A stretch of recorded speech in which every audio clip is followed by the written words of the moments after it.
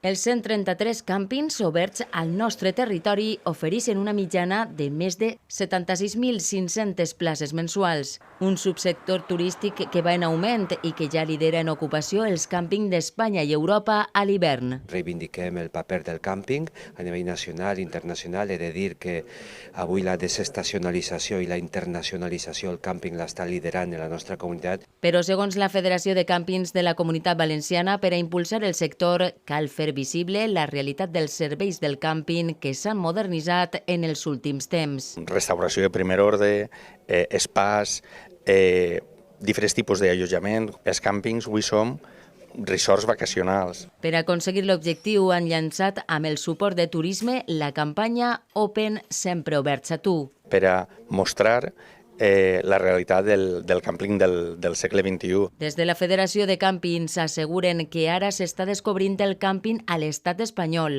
A Alemanya un 20% utilitza el càmping en les vacances i a Holanda un 33%, mentre que a Espanya no s'arriba al 3%.